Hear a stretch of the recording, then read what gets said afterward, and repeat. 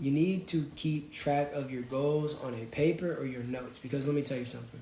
We have so many things that we have to micromanage in our minds every day that is very easy to forget a small, a medium, or a big task that you really want to complete because you get caught up with the actual things that you have to do.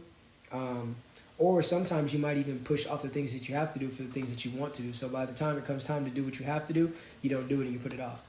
Write down your goals, because it will literally be like a self-reflection moment to where when you look at these notes, you're like, sheesh, I said I was going to do this, I was going to do that, I was going to do that. And now that you can literally read it, it's easier to send yourself towards it, because at that present moment, you're reading what it is you need to do. For instance, I said I was going to do 6 minimum TikTok lives. So when I'm looking at the rest of my goals, preparing to go to bed, now I see that I have one more goal that needs to get complete. So I'm going to go complete it.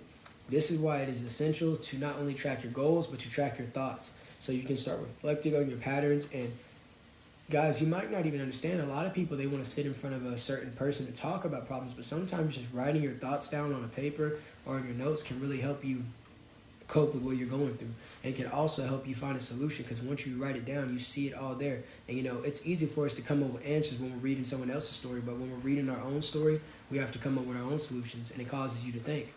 So it's good to track your goals and to track your thoughts on a day-to-day basis. I do it every single day. I do it for my workout plans. I do it for my daily goals and activities that I would like to accomplish. And you can customize it any way you want. It doesn't have to be 1,000,000 goals. It can be 3 goals. It can be 5 goals. For some of you, it might be 1 goal. But it is better to track your goals, because you will lose time. One thing about time is it passes, it comes by, and it goes, but it does not come back. It does not come back. So you lose time, and at the end of the night, you'll be like, man, I'm mad, I didn't do this, I didn't do that, so now I'm going to do it tomorrow. And by the time tomorrow comes, you don't even do it then. So it becomes this constant cycle of feeling disappointed with yourself. So then whatever it is that you use to distract yourself, you do that even more. So now you become less and less and less and less productive, and now it's been 6 months and you haven't accomplished anything. You're like, next year.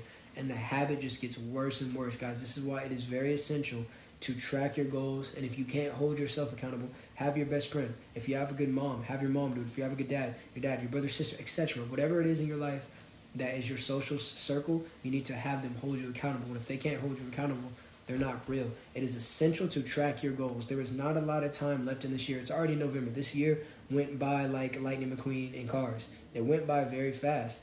But you guys can finish these last 2 months strong and propel yourselves into 2023 with consistency. Consistency is not always joyful, but consistency gives you results. Consistency gives you highs and lows, but it's better to be going high. Sometimes when you fall from that mountain a little bit, you might go a little bit lower, but there's still some people sitting at the bottom of the mountain wanting to climb. They just never ever took their first step. You guys are on the mountain, and if you're not on the mountain, you can start today. Track your goals and track your emotions. It is very good for the mind, and it is very good for any progress that you would like to have in any endeavor that you have. So with that being said, I would ask my mods to turn in the comment section, and for the next 45 seconds, if you guys would like me to extend this live past 45 seconds, I need to see 500 rows collectively from all viewers who can donate.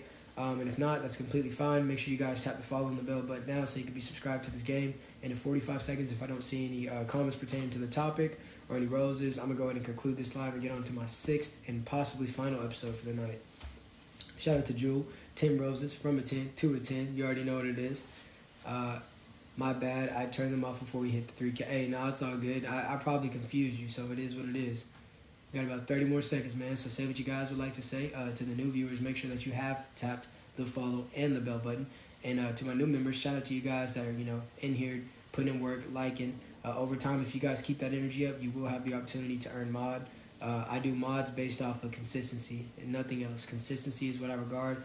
And obviously, mindfulness of how I like to conduct my environment, which you could obviously tell is no tolerance allowed for any negativity. So with that being said, man, I don't see any more comments. I don't see anything of the sort. So I am going to go ahead and conclude this episode. I just laid a game down on the ground for the Hungry Hounds. Just got at the pound and they're starving for the very next round. I will be right back with the 6th and possibly final episode for the night. I hope you live as long as you want and never want as long as you live. Peace.